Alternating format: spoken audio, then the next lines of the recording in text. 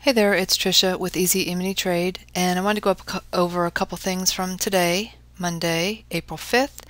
And if you'd like to get more information about the setups, you can go to www.easyemintrade.com.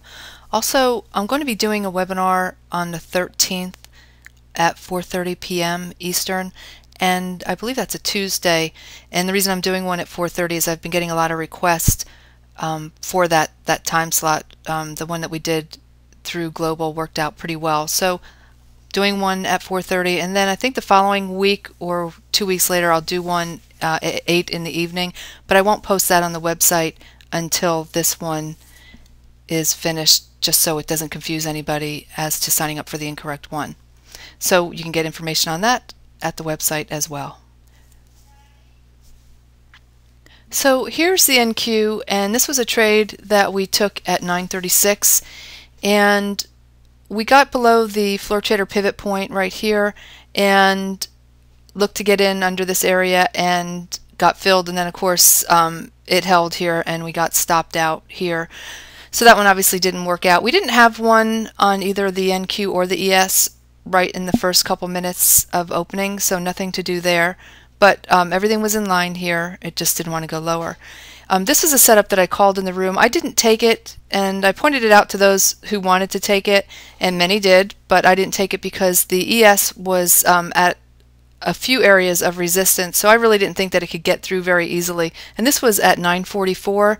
Obviously you can see that it did go on to work out, but the entry a quarter above this bar here, because you got closed outside the channel, indicator says you can take it, so you take it, and it just kind of stalls a little while in this area here, and this is based on our daily chart, but you know, all targets would have been met on that. So again, up to the individual. We had news at 10, just wasn't something that I felt comfortable in taking, but it worked out nonetheless.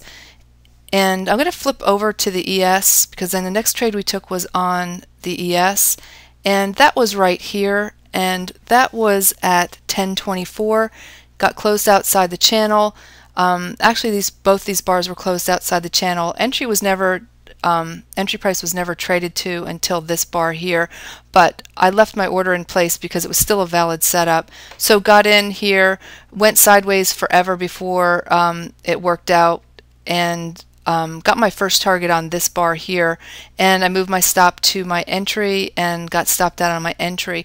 Obviously, if you managed it differently, you could have taken it all the way up to this resistance area here.